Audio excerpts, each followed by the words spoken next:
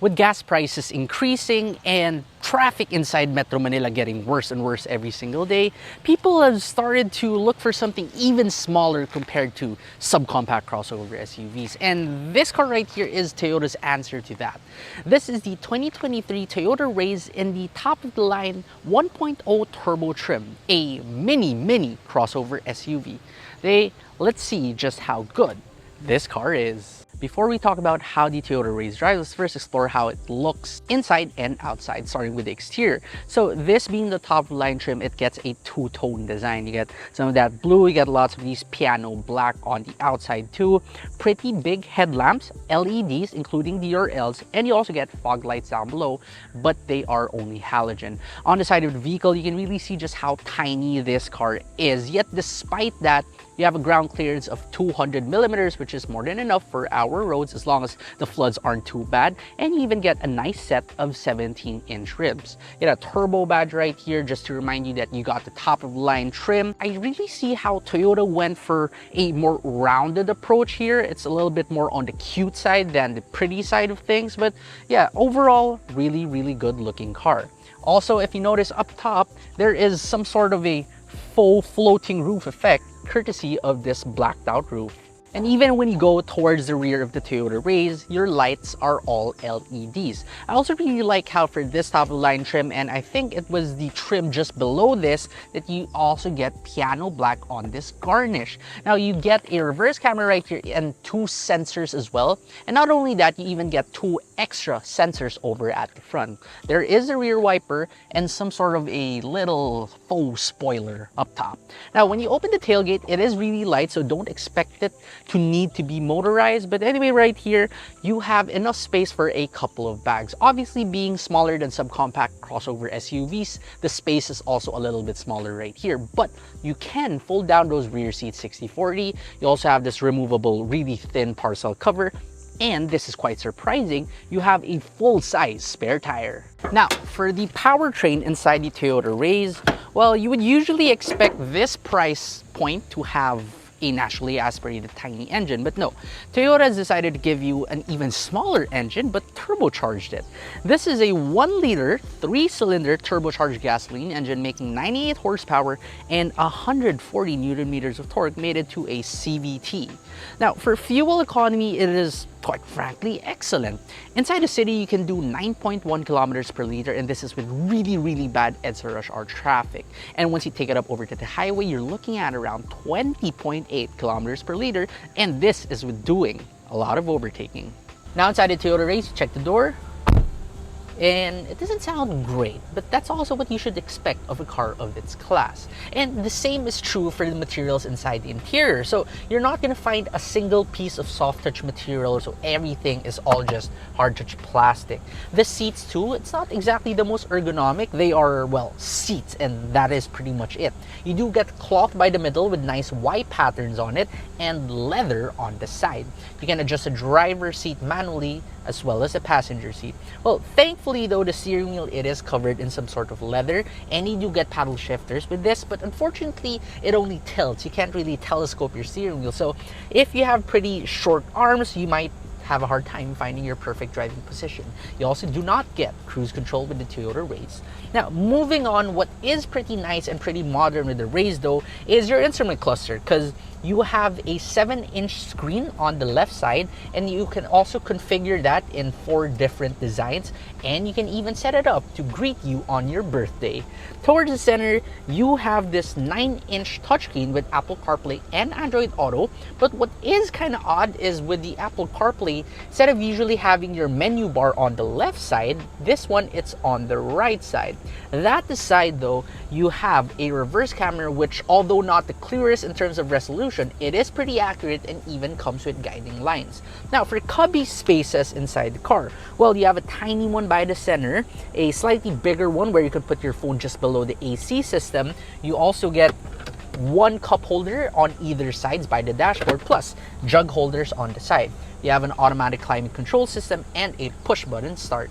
Now for other features, you get 6 airbags for this top-of-the-line trim. You also get 6 speakers, and you even get rear cross-traffic alert system as well as blind spot monitoring. Getting inside the second row of the Toyota Raize is really easy even for elderly relatives. The 200 millimeters of ground clearance is perfect because they simply have to slide inwards. They don't even need to squat down or climb up to the car. But anyway, once you're in here, check the door first.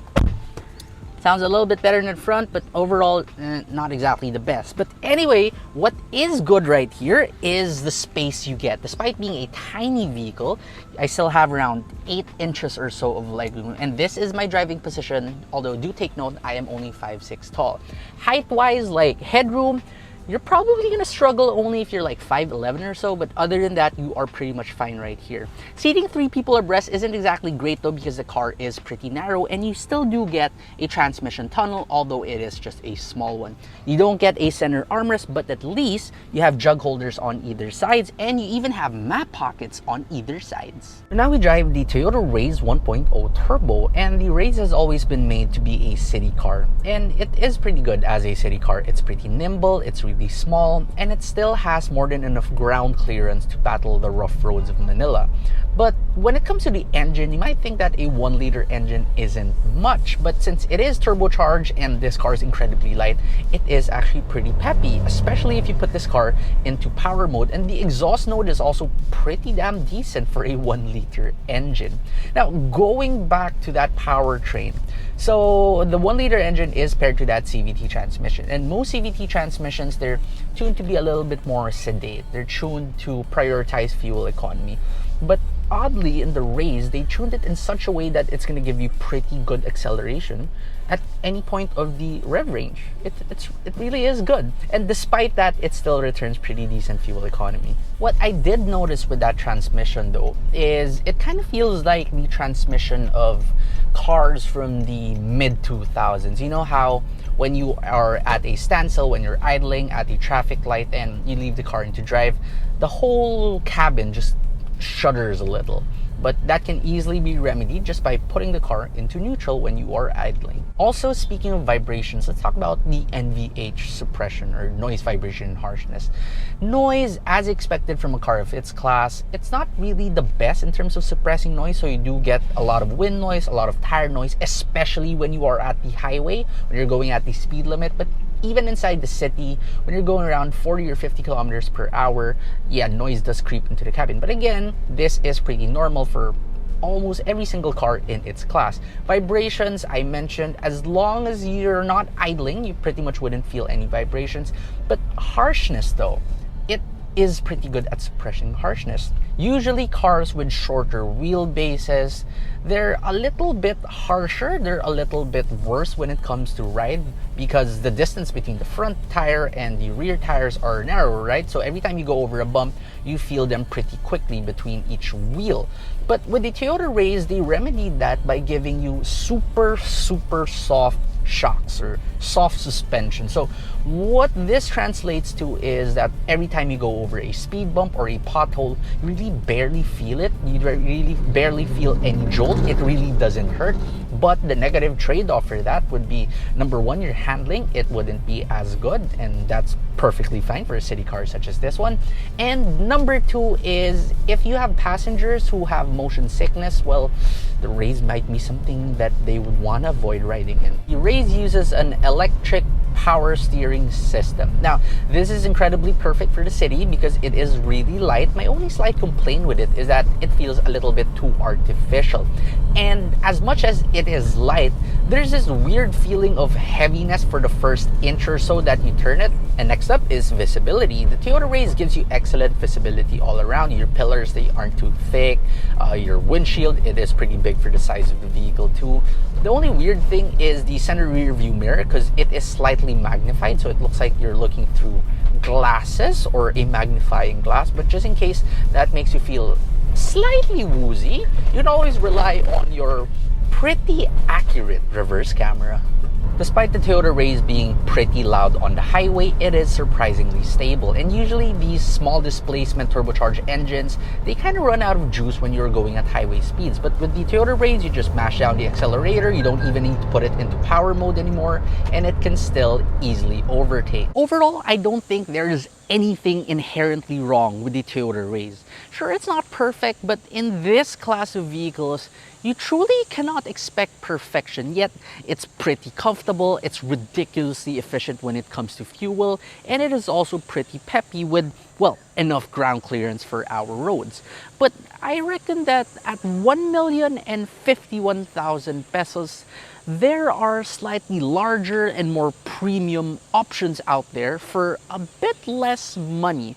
And so it really is a little bit hard to justify the Toyota Raize in this 1.0 turbo trim. However, we must not forget that there are other variants available for the Toyota Raize. You just don't get that 1-liter turbocharged engine. But those cars, I think, are way better value for money.